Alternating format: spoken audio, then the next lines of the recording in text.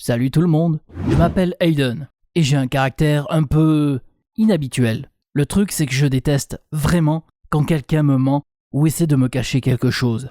Genre, ça me met carrément hors de moi quoi. Mais je suis sûr que je ne suis pas seul. Et aujourd'hui, je vais te raconter comment quelqu'un a été blessé à cause de ma manie.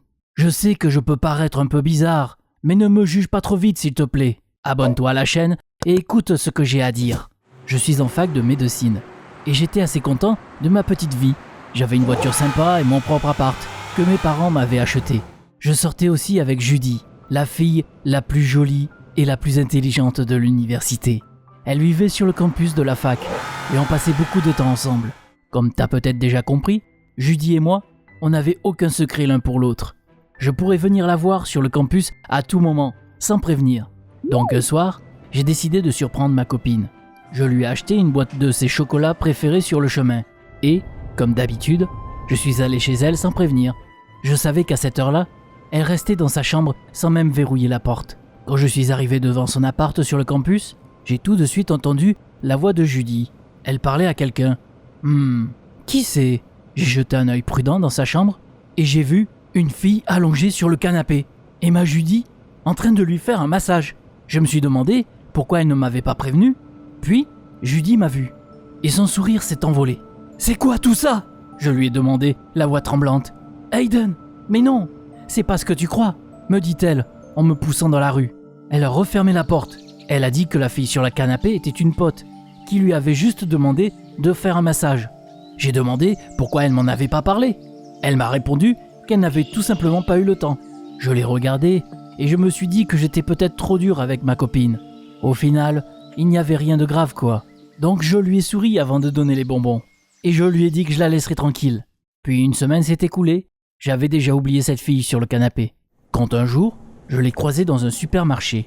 Je lui ai dit « Salut, je suis Aiden, le copain de Judy. » Le truc, c'est que je ne sais pas pourquoi, mais elle a eu l'air surprise et m'a répondu « Je ne connais aucune Judy.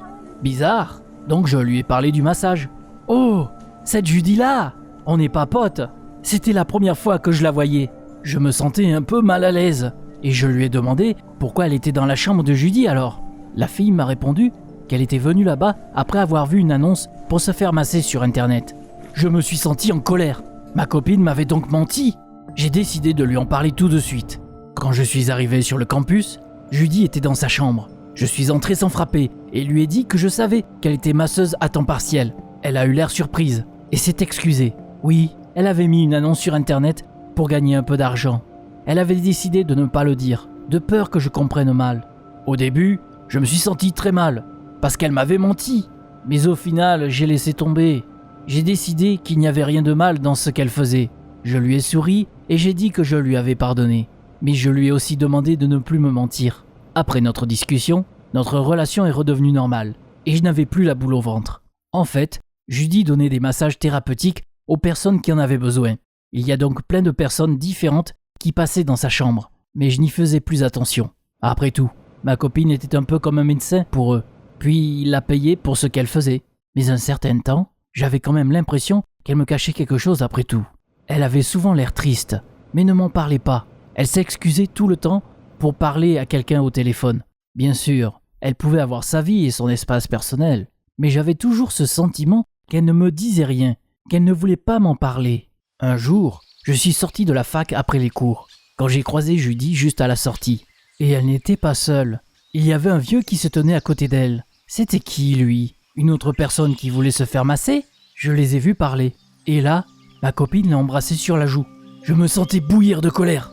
Dès qu'il était parti, je me suis approché de Judy. « Hé, tu fais quoi ici ?» Je lui ai demandé, aussi calmement que possible. Elle m'a souri comme si de rien n'était, et m'a répondu qu'elle m'attendait depuis quelque temps. Elle me mentait encore. J'ai donc compris qu'elle voyait des personnes dans mon dos, mais je ne pouvais même pas dire quelque chose. Et ça m'énervait encore plus. Là, j'ai élaboré un plan. J'ai décidé de la suivre et de découvrir ce qu'elle me cachait. Depuis ce jour, je ne l'ai pas lâchée des yeux. Je restais assis dans ma voiture pendant des heures, et je regardais avec quel genre de personne elle traînait. C'est comme ça que j'ai remarqué quelque chose de bizarre. Il y avait le même mec qui venait tout le temps voir Judy. Il avait une dizaine d'années de plus que nous.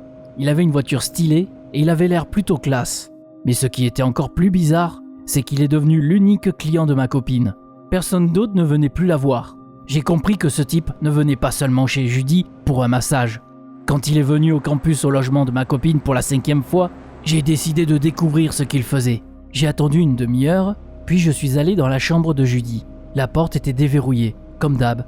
J'ai jeté un coup d'œil à l'intérieur et j'ai vu ce type allongé sur le canapé. Ma copine lui faisait un massage. À première vue, rien de spécial. Mais en écoutant leur conversation, j'ai vite compris que ce type aimait bien Judy et que ma copine flirtait en retour. Elle a même sorti son téléphone et a dit « Martin, je peux prendre un selfie avec toi ?» Le gars sur le canapé a accepté et ils ont commencé à prendre des photos. Elle a même fait un câlin à ce Martin. Je ne pouvais plus supporter de regarder ça plus longtemps et je suis parti sans faire de bruit. Comment est-ce qu'elle pouvait me faire ça ? Je n'avais jamais été autant en colère de ma vie. Mais je ne savais même pas ce que je pouvais faire. J'ai décidé que juste lui en parler en face ne suffirait pas. Je devais me venger d'elle. Mais bien me venger. Le lendemain, on s'est retrouvés après les cours et on est allé dans un café. Judy semblait plus gaie et joyeuse que d'habitude. Ça faisait longtemps que je ne l'avais pas vue comme ça. Je me disais que ça devait avoir avec le mec que j'avais vu chez elle la veille. Mais j'ai rien montré. J'ai souri, rigolé, tout en réfléchissant à comment me venger. Après avoir bu notre café, Judy a dit qu'elle avait besoin de partir 2 secondes aux toilettes. Elle est partie et j'ai commencé à réfléchir à ce qu'il fallait faire ensuite. Là, j'ai vu qu'elle avait laissé son téléphone sur la table. Je l'ai pris sans hésiter. Elle n'avait pas de mot de passe et j'ai vite retrouvé les photos qu'elle avait prises la veille. Ça m'a rendu furieux de l'avoir flirté avec ce Martin. J'ai copié toutes les photos et les ai publiées sur internet pour que tout le monde puisse les voir. Montrer à tout le monde qui était vraiment Judy. Je me sentais déjà mieux. Quand elle est revenue à table, on a continué à bavarder comme si de rien n'était. Mais ce que j'avais fait n'est pas passé inaperçu. Une demi-heure plus tard, quelqu'un a appelé Judy. Elle a répondu au téléphone et j'ai vu qu'elle a eu très peur. J'ai compris que c'était Martin qui l'avait appelé. Ma copine a éteint son téléphone et m'a dit qu'elle devait partir en urgence. « Tu penses que je suis resté au café ?» Bien sûr que non. Il fallait que je voie comment tout ça allait se finir. Donc j'ai suivi Judy, discrètement. Elle a retrouvé ce Martin juste à l'extérieur du campus. Je l'ai regardé du coin de la rue en écoutant chaque mot qu'il disait. Le gars l'a tout de suite engueulé. « J'ai fait tout ce que tu as demandé, mais t'as quand même posté ces photos sur internet et maintenant ma femme les a vues. » Judy a commencé à trouver des excuses et lui a dit que ce n'était pas elle qui avait mis les photos. Mais Martin était furieux. « C'est terminé. Ton père, il est au chômage dès aujourd'hui. » Puis il est parti en trombe. Ma copine l'a regardé partir, les larmes aux yeux. Puis moi, je ne comprenais pas ce que je venais d'entendre. Je me suis senti mal à l'aise toute la journée. Et j'ai continué à penser à ce qui s'était passé. J'avais l'impression d'avoir fait quelque chose de mal, mais je ne comprenais pas ce que c'était. Bien sûr, j'aurais pu directement demander ce qui n'allait pas à Judy, mais pour être honnête, j'avais peur de le faire maintenant. Le soir, j'étais dans mon appart. Quand Judy est venue me voir, elle avait l'air en colère, les larmes aux yeux. Dès que j'ai ouvert la porte, elle m'a demandé « Hayden, dis-moi honnêtement, c'est toi qui as posté ces photos sur internet ?» Je me disais qu'il était inutile d'essayer de trouver des excuses, donc je lui ai tout avoué. Judy a commencé à pleurer et à me crier dessus. « Qu'est-ce que t'as fait ? Mon père a perdu son boulot à cause de toi !» Je ne savais pas de quoi elle parlait, donc Judy m'a raconté ce qui s'était réellement passé.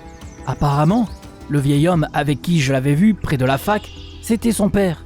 Il travaillait dans une usine et essayait d'aider Judy du mieux qu'il pouvait. Mais récemment, la direction de son usine avait changé et c'est ce fameux Martin qui était devenu son nouveau chef. Martin avait tout de suite décidé de virer son père pour embaucher un jeune à sa place. Judy s'était rendu compte que ce serait un désastre pour son père, vu que plus personne ne l'engagerait après et il se retrouverait sans moyens.